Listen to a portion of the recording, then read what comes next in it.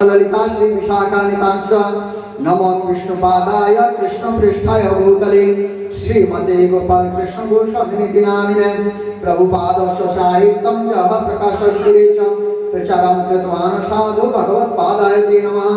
नमो विष्णुपादाय कृष्णपृष्ठाय भूतले श्रीमते भक्तिवेदान्त स्वामिनिति नामिने नमस्ते सारस्वती देवी गौरवाणी प्रचारिणे निर्विशेष शून्यवादी पश्चात्देशकारिणे नमो विष्णुपादाय कृष्णपृष्ठाय भूतले श्रीमते भक्ति सिद्धांत सरस्वती नामिने श्री वाष्णवानुविदेति द्वैताय कृपाधये कृष्ण संबंध विज्ञान दायिने प्रभवे नमः।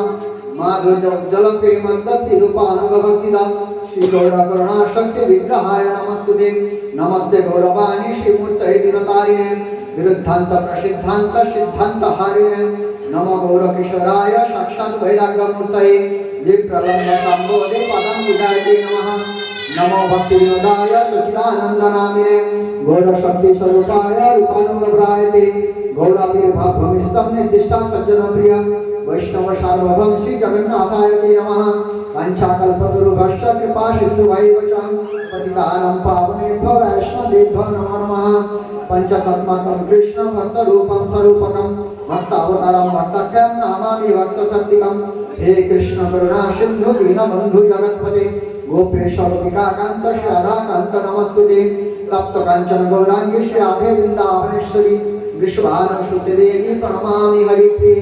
जयतां सुरतोपंग मम मंदमते गति मत्सर्वशं पादं भोज श्री राधा माधव मोहिनी दिव्य वृंदादिरन्न कल्पदुमानव श्रीमद्रत्नागार सिंहासनस्थो श्रीमद् राधा शील गोविंद देवी कृष्ण दिव्य श्री पुष्परामी श्रीमन् रासरसारंगी वंशी वटतरुस्थित दर्शन वेणुशाने गोपी गोपीनाथ श्री अस्तुनः नीलांबुज श्यामल कमलांगं सीता समारोह पितमामभागं पाणो महासहायक चारुचापं नमामि रामं रघुवंशनाथं। जय श्री कृष्ण चैतन्य प्रभु नित्यानंद श्री अद्वैत गदाधर शिवासादि श्री गौरभक्तवृंद। हरे कृष्ण कृष्ण कृष्ण हरे हरे हरे राम राम राम हरे हरे। सभी लोग हाथ जोड़िए और मेरे पीछे बोलेंगे ओम नमो भगवते वासुदेवाय। ओम नमो भगवते वासुदेवाय। ओम नमो भगवते वासुदेवाय।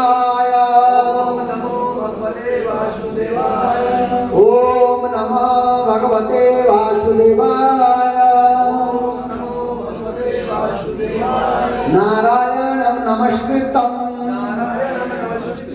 नरचैव नरोत्तमं देवीं सरस्वती व्यासं ततो जयमुदीरये। नष्टप्रायेषु अभद्रेषु नित्यं भागवत सेवया भगवती उत्तम श्लोके भक्तिर्भवति नैष्ठिकी। हरे कृष्णा कृष्णा कृष्णा हरे हरे हरे राम राम राम हरे हरे।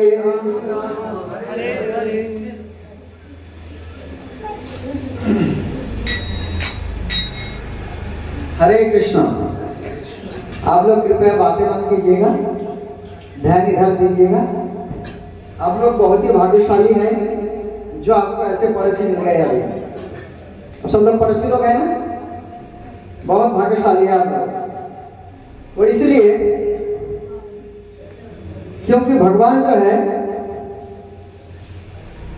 अपने आप को नहीं देते। भगवान संसार की चीजें देते हैं लेकिन अपने आप को नहीं देते। संसार में सबसे दुर्लभ चीज क्या है?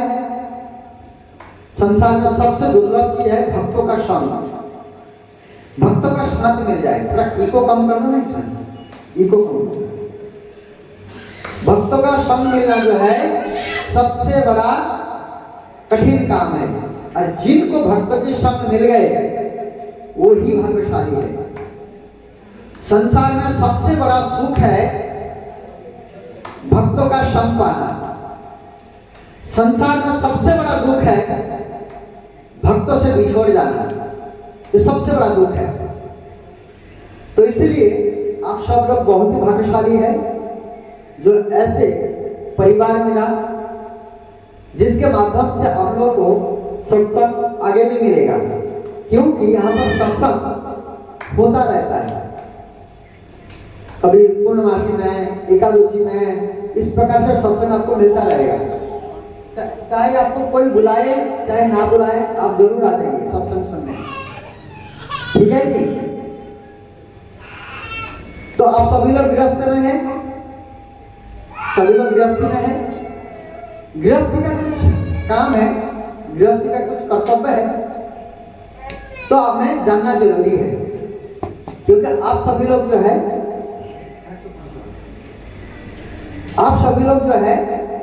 गृहस्थ जीवन को जी रहे। लेकिन हम क्या सोचते हैं, गृहस्थों में संतान उत्पन्न करना, उनको खिलाना पिलाना, यही गृहस्थ जीवन है। क्या यही गृहस्थ जीवन है? नहीं, गृहस्थ की बहुत जिम्मेदारी है, गृहस्थ का बहुत कर्तव्य है जो हमें करना जरूरी है। करेंगे तभी जो हमें जानने के लिए मिल जाएगा। जब जान जाएंगे तो हम कर भी लेंगे, ठीक है। तो गृहस्थ किसे कहते हैं? घर बार बना करके परिवार के साथ रहते हैं और बच्चों का भरण पोषण करते हैं, खुद का भरण पोषण करते हैं और एक दिन संसार से निकाल भी जाते हैं। सब लोग को जाना है, सब लोगों को जाना है, कोई चिरस्थायी नहीं है यहाँ पर। तो इसलिए हमें क्या करना पड़ेगा, गृहस्थ जीवन बिताना पड़ेगा। लेकिन अभी हम क्या जीवन बिता रहे हैं? जो शास्त्रों के नियमों को पालन नहीं कर रहा है वो गृहस्थ जीवन नहीं, गृह मेधी जीवन बिता रहे। क्या शब्द है? गृह मेधी, मतलब अपने इंद्र सुख के लिए, इंद्र तृप्ति के लिए पशु की तरह अपना जीवन को जी रहे। इसको गृह मेधी कहते हैं। संसार में भगवान ने 4 वर्ण, 4 आश्रम बनाए। चातुर्वर्णम माया शिष्टम गुण कर्म विभाग तस्व कर्ता रम अपिमाम विद्धम कर्ता क्रमोपया।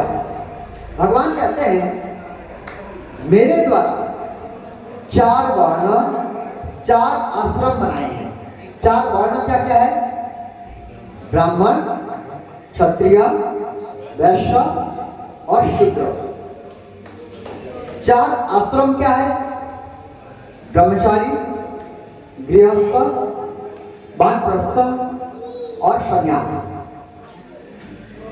100 साल की आयु है कलियुग में, उसको 4 भागों में बांटा गया है। कितने भागों में? 4 भागों में। जन्म से लेकर 25 साल तक ब्रह्मचारी जीवन बिताना पड़ता है। कौन सा जीवन? ब्रह्मचारी। 25 के बाद हमें गृहस्थ जीवन में आना चाहिए। गृहस्थ का मतलब होता है गृह, गृह का मतलब होता है अकेले नहीं होते। पत्नी जब साथ होते हैं उसको गृह कहते हैं, घर को गृह नहीं कहते। जब पत्नी साथ में होते हैं उसे गृह कहते हैं। और पत्नी किस लिए बनाया जाता है? धर्म पत्नी कहते हैं, धर्म पत्नी, धर्म के लिए पत्नी बनाते हैं। 3 आश्रम में ब्रह्मचारी, वानप्रस्थी और सन्यास। इस 3 आश्रम में इंद्र तृप्ति की कोई छूट नहीं है। हरे कृष्ण। इंद्र तृप्ति की कोई छूट नहीं है, लेकिन गृहस्थ जीवन को इंद्र तृप्ति की थोड़ी सी छूट है, लेकिन उसका मूल्य भी चुकाना पड़ेगा। हम बताएंगे आपको कैसे मूल्य चुकानी पड़ती है, तभी गृहस्थ जीवन माना जाता है। नहीं तो आप गृह मेधी जीवन बिता रहे हैं, जिसका फलस्वरूप आपको बहुत दुख भोगना पड़ेगा। इस शरीर को छोड़ने के बाद नरक यातनाओं को भोगना पड़ेगा। अपने कर्म के अनुसार सारे कर्मों के फल को भोगना पड़ेगा, कोई नहीं बच सकता है। कई लोग सोचते हैं और कई लोग बोलते हैं जब किसी का मृत्यु हो जाता है अर्थात शरीर छोड़ देते हैं, बोलते स्वर्गवास हुआ। आपने देखा है स्वर्गवास हुआ? सारा जीवन पाप करके स्वर्गवास हो जाता है, क्योंकि नरक में इतने दुख भोगनी पड़ती है।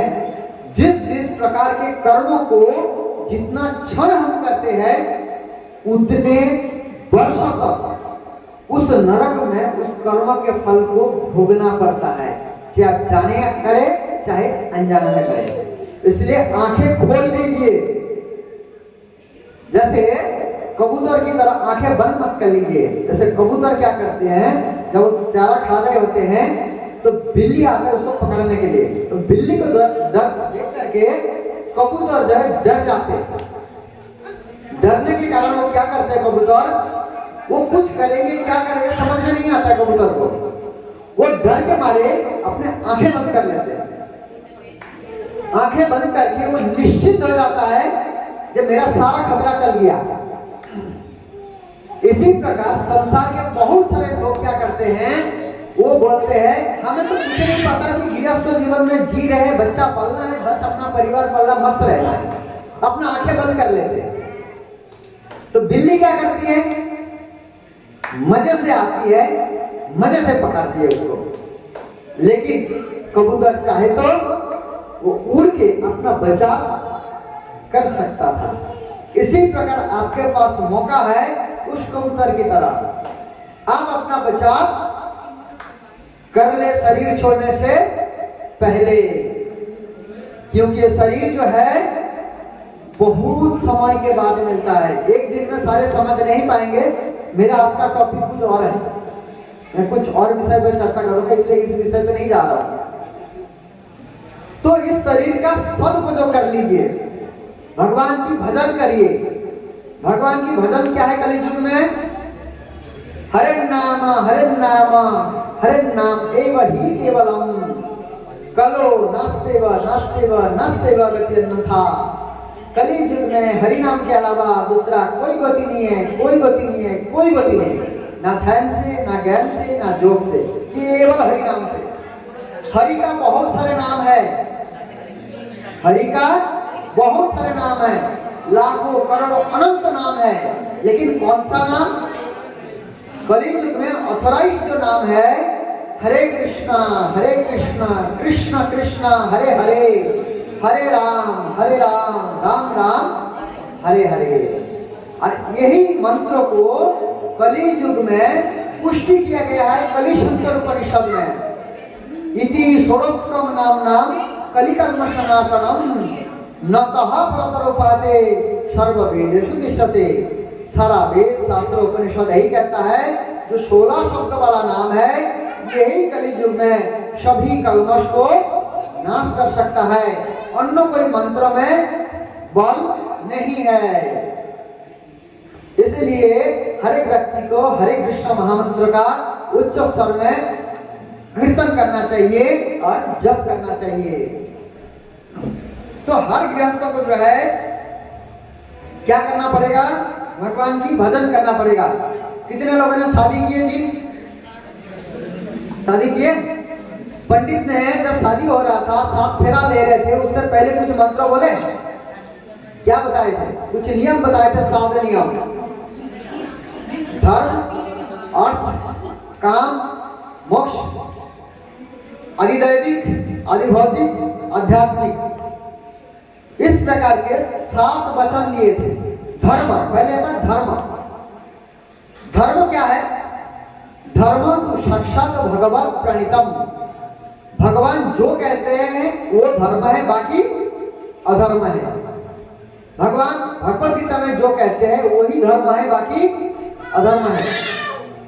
धर्म तो साक्षात भगवत प्रणीतम, भगवान क्या कहते हैं? जत करोसी जत स्नासी जजुहसी जदासी जत तपस्वी कंतिय तत्कृष्ण दर्पणम।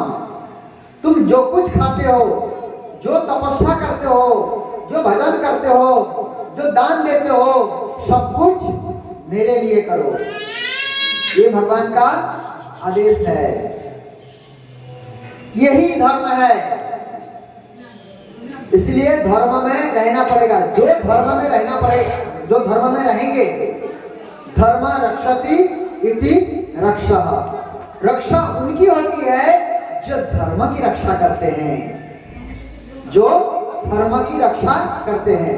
धर्म की रक्षा के लिए कठिनाई उठानी पड़ती है, अपने को थोड़ा तकलीफ देना पड़ता है, तभी हमारी रक्षा हो सकती है, नहीं तो बहुत ज्यादा दुख उठानी पड़ेगी, क्योंकि हम आत्मा है, हम कभी मरते नहीं है। वासांसि जीर्णानि यथा विहाय नवानि गृह्णन्ति नरौह पराणि तथा शरीराणि विहाय जीर्णानि अन्यानि संजाति नवानि देहि। जैसे आज नया वस्त्र पहनते हैं, उसको उतार करके काल फिर दूसरा वस्त्र पहन लेते हैं, इसी प्रकार आत्मा जो है आज इस शरीर को धारण किया है, काल कर्मवश किसी और शरीर को धारण करेंगे, काल और शरीर को धारण करेंगे, लेकिन आत्मा कभी मरते नहीं है, आत्मा कभी बदलते नहीं है, केवल कर्मवश शरीर ही बदलता है। समझ गए? धीरे धीरे सीख जाएंगे, तब आते रहेंगे सत्संग में, लेकिन अब हमारा टॉपिक और है धर्म। मतलब हम धर्म की रक्षा के लिए क्या कर रहे हैं? पत्नी बना रहे हैं, मतलब दोनों साथ जुड़ रहे हैं। जी हम पाप नहीं करेंगे, गलत नहीं करेंगे, साथ में रह करके दोनों धर्मों का काम करते हुए थोड़ा सा इंद्र सुख की छूट है, आगे संतान प्राप्ति करके हम जो है भजन करेंगे और भगवान के धाम जाने का लायक बन जाएंगे। इसीलिए हम पत्नी बनाते हैं। उसके बाद अर्थ, धर्म अर्थ, अर्थ का मतलब पैसा, पैसा का मतलब होता है यहाँ पर धर्म में जैसे शादी करते हैं, यहाँ पर संतान होते हैं, उसको अर्थ कहते हैं, संतान को अर्थ कहते हैं। धर्म अर्थ, उसे भी जो चिल्लर होगा उसको भी हम भगवान की सेवा में लगाएंगे, उसको भी हम भगवान की सेवा में लगाएंगे। जो माता पिता अपने बच्चों को भक्ति में नहीं लगा सकते हैं, इस संसार में निकाल नहीं सकते हैं, तो उसको माता पिता नहीं बनना चाहिए, ना तो गुरु बनना चाहिए। धर्म अर्थ, इसके बाद काम, काम के मतलब है जितने सारे कामनाएं हैं, हमारे जितने सारी इच्छाएं हैं, हम क्या करेंगे?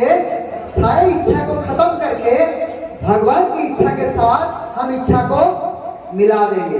अर्थात भगवान जैसे चाहते हैं, भगवान हमारे हित के लिए जो चाहते हैं वही काम और मोक्ष, ये तीन काम जब करेंगे तो हमारी क्या होगी? मोक्ष प्राप्ति होगी। मोक्ष का मतलब है हम इस भौतिक जगत से निकल जाएंगे, इस भौतिक बंधन से बच जाएंगे, हमें आध्यात्मिक शरीर प्राप्त होगा, जो जन्म मृत्यु के चक्र में दोबारा नहीं आना पड़ेगा, तो हम भगवत धाम प्राप्त कर सकते हैं। तो हम क्या होंगे? तीन चीजों से बच जाएंगे। क्या है? आदिदैविक, आदिभौतिक, आध्यात्मिक। ये जो तीन प्रकार के कष्ट है, भयानक कष्ट, इस कष्ट से हम बच जाएंगे।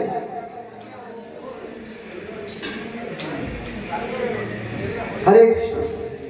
इस कष्टों से हम क्या करेंगे? हरि गौर प्रेमानंदे, हरि हरि बोल, हरे कृष्ण, हरे कृष्ण। आदिदैविक, आदिदैविक का मतलब होता है देवताओं के द्वारा दिया गया कष्ट, देवताओं के द्वारा दिया गया कष्ट। क्या देवता के द्वारा कष्ट दिया जाता है? भूकंप होना, सुनामी आना, ठंडी, गर्मी, ऐसे करके जो कष्ट है जो हमारे बस में नहीं है, वो देवताओं के द्वारा कष्ट दिया जाता है। तो इस कष्ट से हम बच जाएंगे। आदि भौतिक, आदि भौतिक कष्ट क्या है? जैसे मच्छर काटता है, एक जीव दूसरे जीव को कष्ट देता है, सांप काट लेता है, कुत्ता काट लेता है, एक पड़ोसी दूसरे पड़ोसी को तंग करते हैं, एक जीव दूसरे जीव को कष्ट देते हैं, इसको कहते हैं आदि भौतिक कष्ट। इससे भी हम बच सकते हैं। और कष्ट क्या है? आध्यात्मिक कष्ट, जो ना चाहते हुए भी अपना आप मिलते रहते हैं। जैसे हम अभी अच्छे मूड में है, कोई आया अपना दुखड़ा सुना है, हम भी दुखी हो गए, इसको कहते हैं आध्यात्मिक कष्ट। इस प्रकार के कष्टों से भी हम बच सकते हैं। लेकिन और भी 4 प्रकार के कष्ट है जो सबसे खतरनाक है। वो क्या है? जन्म। जन्म माता को भी कष्ट होती है, बच्चों को भी कष्ट होती है, आप जानते ही हैं। जैसे ही जन्म होती है ऐसे ही बीमारी चल। 2 दिन का बच्चा बोले हार्ट की ऑपरेशन होना है जी, हार्ट में छेद है जी, पीलिया हो गया जी, 2 दिन में टीका चालू होती है। बीमारी से कोई नहीं बच सकता है। जन्म के बाद बीमारी, बीमारी के बाद बुढ़ापा। कोई बुढ़ा आना चाहते हैं? अब तो यहाँ तो फैशनेबल एरिया है जालंधर, हर गली गली में आपको ब्यूटी पार्लर मिल जाएगी। तो पुराना गाड़ी जाती है, नया होकर निकलती है, सर्विसिंग हो गया है ना। कोई बुढ़ा होना नहीं चाहते, लेकिन जितना मर्जी पॉलिश कर लीजिए, भगवान जैसे बना दिए वो कुछ समय के बाद ऐसा ही हो जाना है। अब टिकटॉक में भी बनाते हैं ना आजकल लोग। क्या कहते हैं, शादी के दिन पत्नी को देखा, अगले दिन पहचान नहीं पा रहे पत्नी को, क्योंकि वो तो पेंट लगा रखे था, अगले दिन तो पेंट उतर गया, है कि नहीं। तो इसलिए बुढ़ा कोई होना नहीं चाहते। उसके बाद मृत्यु। मृत्यु सबसे भयंकर कष्ट होता है। आप सब लोग इधर उधर ध्यान दे रहे हैं, इधर ध्यान दीजिए। कौन सा साड़ी पहन के आ रहे, क्या करें, देखने की आवश्यकता नहीं है, ठीक है। तो मृत्यु में क्या कष्ट होती है? देखिए, सबको मरना है। जो व्यक्ति मृत्यु को याद रखेगा वही भजन करेगा। जो व्यक्ति मृत्यु को याद रखेगा उसी का भजन होगा, नहीं तो भजन नहीं होगा। आयाराम गयाराम।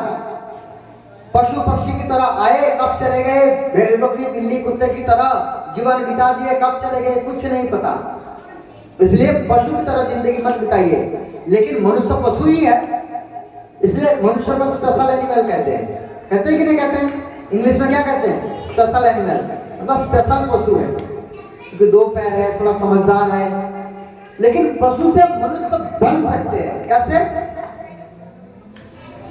धर्म बिन नर पशु ही समान, धर्म के बिना मनुष्य पशु ही है।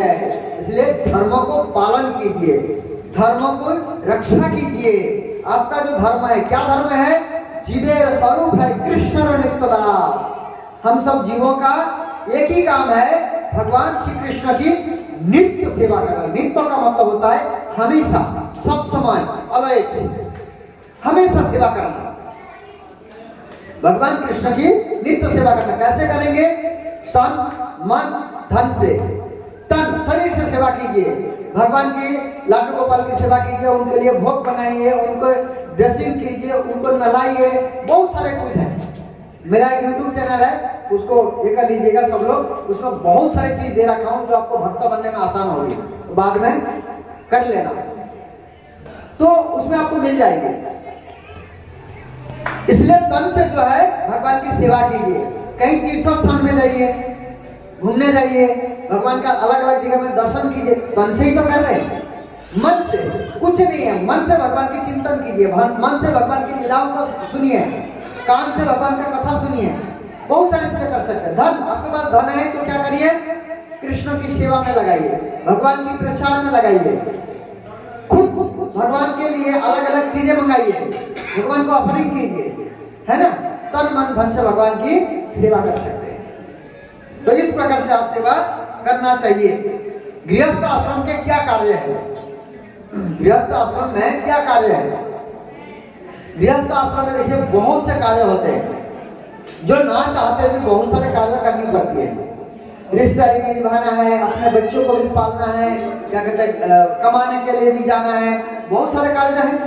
लेकिन इस कार्य को कृष्ण भावना भावित बना लीजिए, कृष्ण भावना भावित बना लीजिए। सारे कर्मों को कृष्ण भावना भावित बनाइए। उसके लिए आपको श्रीमद् भगवद गीता के 5वें अध्याय को पढ़ना पड़ेगा। कृष्ण भावना भावित कर्म, कैसे भगवान श्री कृष्ण के लिए कर्म करें। इसलिए Bhagavad Gita as it is यथारूप को मंगाइए, भगवद गीता यथारूप मंगाइए, उसे पढ़िए, तो आप समझ जाएंगे कृष्ण भावना में कर्म कैसे करें। गृहस्थ आश्रम के कर्तव्य, गृहस्थ आश्रम के क्या क्या कर्तव्य है? सबसे बड़ा कर्तव्य है अपना परिवार का भरण पोषण करना। उसके बाद अतिथियों का सेवा करना और अपना उद्धार करना। क्योंकि आप केवल संसार के काम में लगे रहोगे तो भगवत प्राप्ति कैसे करोगे, भगवान को कैसे पाओगे? ठीक है, तो इसलिए सबसे बड़ा कर्तव्य जो है भगवान की सेवा करना, अपने आप को इस भौतिक संसार से निकालना, ये सबसे बड़ा कर्तव्य है। और जो अतिथि आते हैं, अतिथि का सेवा करना। अतिथि जिसका आने का कोई तिथि नहीं होते हैं, लेकिन आजकल महंगाई बढ़ने के कारण लोगों के मन में ऐसे बैठ गया, कोई रिश्तेदार एक दिन आ जाए, बोले कब जाओगे, इनडायरेक्टली पूछ ही लेते हैं। ये कहीं ना कहीं से निकले, क्योंकि खिलाना नहीं पड़ेगा, इतना मेहनत भी करना पड़ेगा, अपने घर के लिए थोड़ा बहुत कुछ बना लेते हैं, लेकिन उनके लिए सब कुछ करना पड़ेगा, है ना? होता है कि नहीं होता है? ज्यादातर होता है, सबके लिए नहीं कह रहा हूँ, अभी ये चल प्रचलन होने लग गया। लेकिन अतिथि का मतलब होता है जिसका कोई तिथि नहीं होता है, और उसको जो है भगवान की तरह सेवा करना चाहिए, उनकी, इनकी तरह, भगवान की तरह, जिससे भी वो प्रसन्न हो। और अतिथि को जाने के लिए पूछा नहीं जाता है कब जाओगे, समझ रहे? ये सब कर्तव्य है, लेकिन मेन कर्तव्य है भगवान की भजन करना और पति का बात मानना, पति का बात सुनना। केवल स्त्रियों के लिए बताया गया है, पति की बात को माने, चाहे पति कैसा भी हो, खराब हो, जैसा भी हो, क्योंकि आप कुछ गलत करोगे पति को भोगना पड़ेगा, लेकिन आप कुछ अच्छा करोगे पति को नहीं मिलेगा, लेकिन पति कुछ अच्छा करेगा तो आपको मिल जाएगा। ठीक है, ये स्त्रियों के लिए है। तो इसलिए केवल पति की तन मन से सेवा करना, यही आपके लिए उद्धार का विषय है। हर पत्नी के लिए केवल इतना काम आप कर लेते हैं मन से निष्ठा पूर्वक। ऐसे बहुत सारे सती नारी हुए, माता सीता, अनुसुईया, है ना, रावण की पत्नी मंदोदरी, सुलोचना, ये इनकी पत्नी, आपके मेघनाथ की पत्नी, ऐसे करके बहुत से सती नारी हुए जिन्होंने केवल अपने पति का मन लगा करके सेवा किया और उनको परम लोक प्राप्त हुए। और पति भक्त हो फिर तो कहना ही क्या है, फिर तो सोने पे सुहागा, 5 उंगली घी में। तो इसलिए एक कर्तव्य जरूर आप पालन कीजिए। गृहस्थ आश्रम में होने वाली पाप, गृहस्थ आश्रम में बहुत से पाप होते हैं।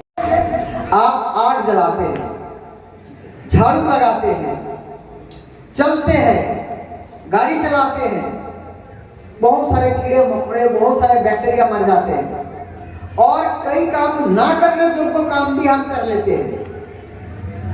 जैसे कई लोग बोलते हैं हम तो बहुत अच्छे हैं, कोई पाप नहीं करते हैं, बोलते हैं खाली एकादशी नहीं करने से, एकादशी के दिन अन्न खा लेने से, एकादशी के बारे में दे रखा हूं, सुन लेना पूरा इसे। एकादशी के दिन केवल अन्न खाने से पितृ होता, गो होता, ब्रह्म होता, जैसे महापाप लग जाता है। लेकिन हम क्या सोच रहे हैं, हम पाप नहीं कर रहे। ऐसे पापों का जो फल भोगना पड़ता है। झाड़ू लगाते हैं, पाप होती है कि नहीं होते? बहुत सारे कीड़े मकोड़े मर जाते हैं। आग जलाते हैं, बहुत सारे बैक्टीरिया जल के मर जाते हैं। बहुत सारे प्राणी से हिंसा करनी पड़ती है, होती है कि नहीं होती है? तो ऐसे बहुत सारे पाप से बचने के लिए भगवान क्या करते हैं, सर्वधर्मान् परित्यज्य मामेकं शरणं व्रज अहं तं सर्व पापेभ्यः मोक्षयिष्यामि मा शुचः। तुम सभी प्रकार से मन से बनाए हुए धर्मों को त्याग कर दो, केवल मेरी शरण में आ जाओ। भगवान कह रहे हैं, मैं तुम्हें गारंटी भी दे रहे, देखिए भगवान, मैं तुम्हें सभी पापों से मुक्त कर दूंगा, तुम डरो मत। जैसे कई बार क्या होता है, बेटा कुछ मांगता है तो बाप बोलते हैं बेटा मैं तेरे को प्रॉमिस करता हूँ ला के दूंगा, क्योंकि भरोसा नहीं है बाप में, इतना नालायक बेटा है। इसी प्रकार ज्यादातर नालायक बेटा है, इसलिए भगवान को बोलना पड़ रहा है, तू आ जा, मैं तेरे को गारंटी देता हूं। लेकिन हमें तो स्वतः ही भगवान के प्रति विश्वास होना चाहिए, क्योंकि भगवान जो है सब चीज देते हैं, सब कुछ देते हैं भगवान, सब कुछ खिलाते हैं। ईशावस्य इदं सर्वं यत् किंचित् जगतं जगत् तेन तत्तेन भुंजिता मां गृहस्य सिद्धनाम। आंख खोलते ही जो भी वस्तु जड़ चाहे चेतन हमें दिखता है, सारे भगवान का है।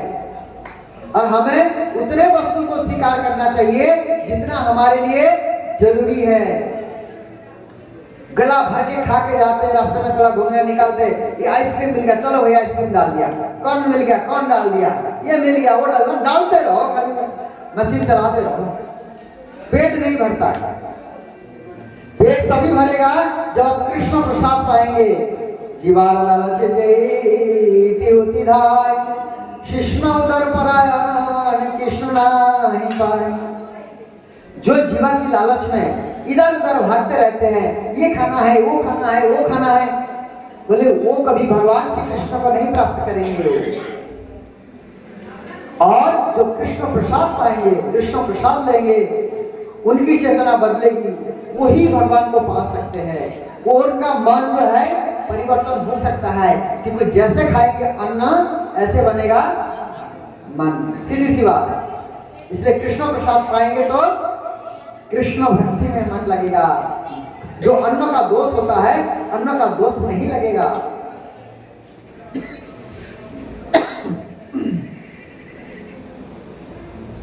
जैसे घर बनाते हैं, जैसे अभी गृह प्रवेश का माहौल चल रहा है, गृह प्रवेश ही हो रहा है। एक गृह में देखिए अभी हवन भी हुआ था दोपहर को। ये सब तामझाम क्यों करनी पड़ती है?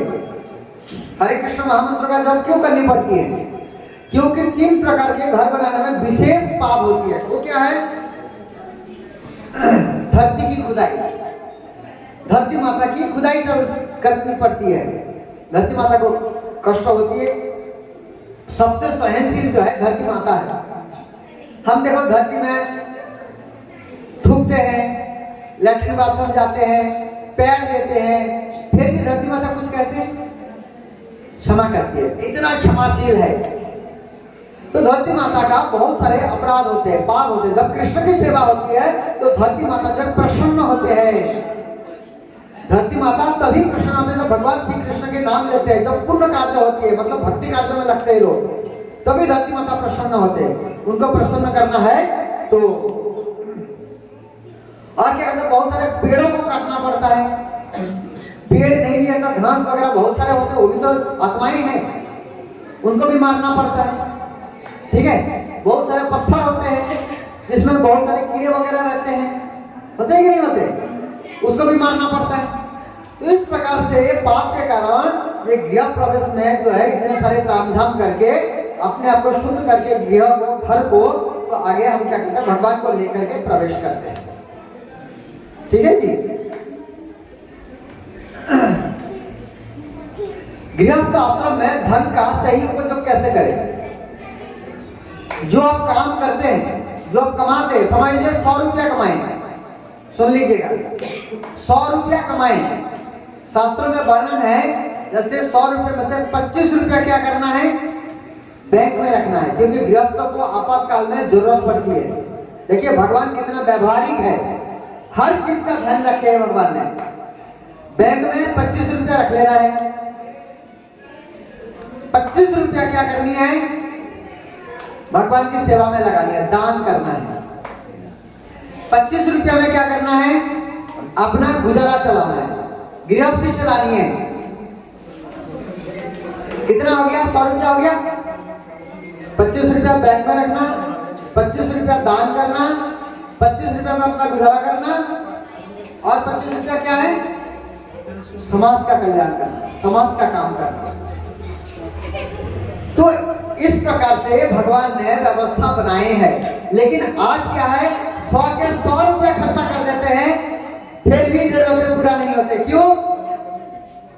क्योंकि लैट्रिन में बड़ा एलईडी टीवी चाहिए जी, हर कमरे में एसी चाहिए जी, हर कमरे में टेलीविजन चाहिए, सबको आईफोन चाहिए जी। कमाना तो पड़ेगा ना, छोटे से गाड़ी में काम नहीं चलेगा, बड़ा गाड़ी चाहिए जी, तो उसके लिए तो कमानी पड़ेगी ना। इस वजह से जो है सारी प्रॉब्लम है। अब उनके पास एक ड्रेस है, मेरे पास 2 होना चाहिए, उस 500 का लिया, मेरे को 5000 का चाहिए। यही इसी कारण जो है हमें प्रॉब्लम होती है। इसी कारण हमें क्या करना पड़ रहा है, मेहनत करनी पड़ेगी। मेहनत कर रहे हैं तो समय बच नहीं रहा है। वो तो 12 घंटा काम कर रहे हैं, 24 घंटा काम कर रहे हैं, 18 घंटा काम कर रहे हैं, लेकिन जरूरतें फिर भी नहीं पूरा। एक घर में 5 लोग कमा रहे हैं, कमाने वाले 5 लोग हैं, 5 लोग खाने वाले, फिर भी जरूरतें पूरा नहीं हो रही। भक्ति के लिए टाइम ही नहीं है, समय ही नहीं है। लेकिन मोबाइल पकड़ ले तो 2-2 घंटा कैसे बीत जाता है पता नहीं, फिर भी बोलते टाइम नहीं है।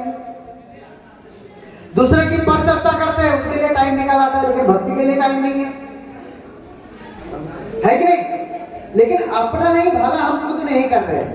लेकिन बुद्धिमान व्यक्ति, आज से आप बुद्धिमान बन जाइए, केवल अपना भला कीजिए, केवल अपना भला कीजिए, केवल कृष्ण भक्ति कीजिए, कृष्ण की सेवा में लग जाइए।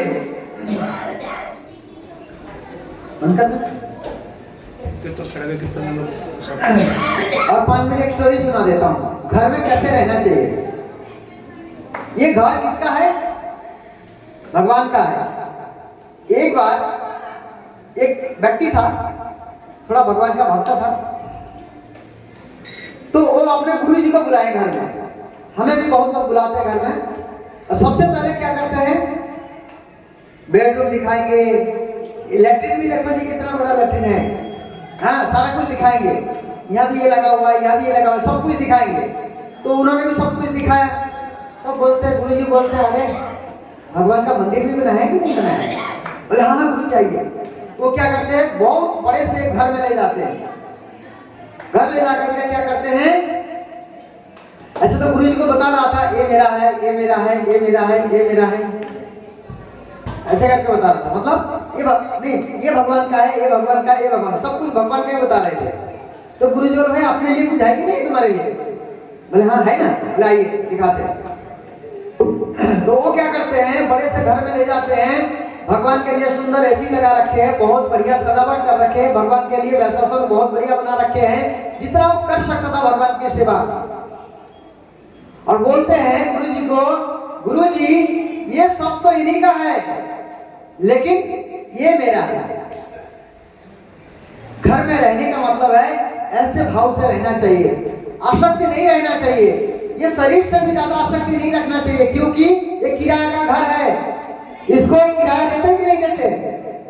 हर एक व्यक्ति को किराया देना पड़ता है। दाल चावल सब्जी चपाती नहाना खिलाना सब कुछ करना पड़ता है। 2 दिन खाना देना बंद कर दो, बोलते भाई निकल जाओ, आज नहीं रह सकते यहाँ, ये किराया का घर है। इसी प्रकार ये संसार जो है ये किराया का घर समझिए, आपको थोड़ी देर के लिए मिला है, उसका सदुपयोग कीजिए।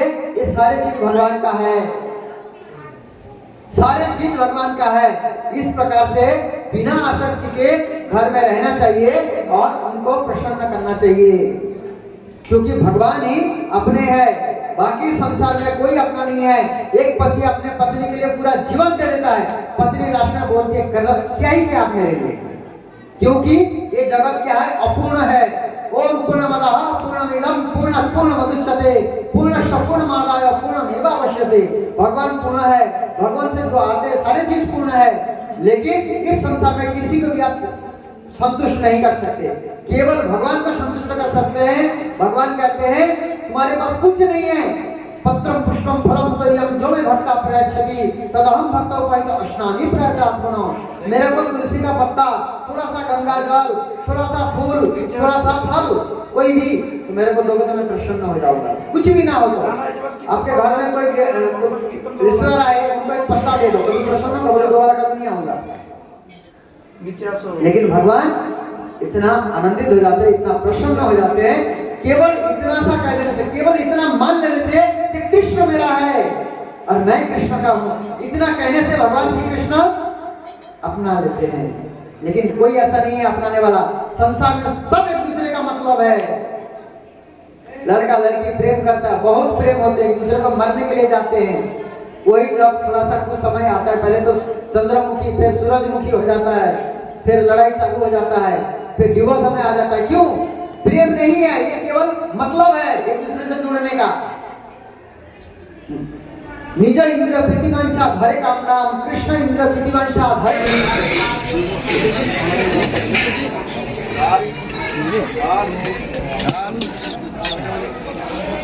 मित्र जी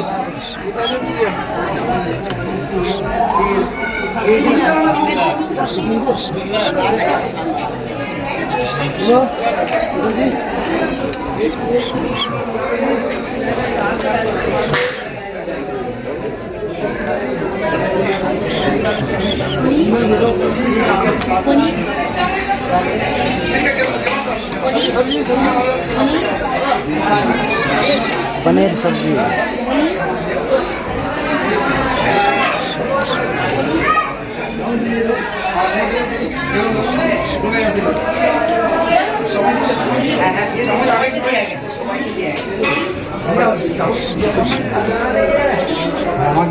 महापुरुष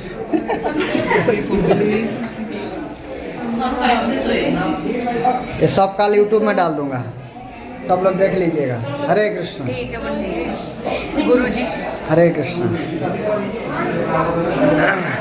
सब लोग इधर देखिए। हरे कृष्ण। कल कल अपने आप को देख लेना, यूट्यूब में डाल दूंगा, ठीक है? चैनल ये कर लेना। अरे अच्छा दिखना है, लो ला दिया। हरी बोल हरी बोल। हरे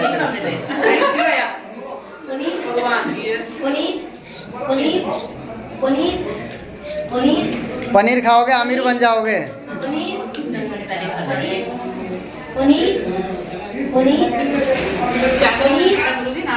पनीर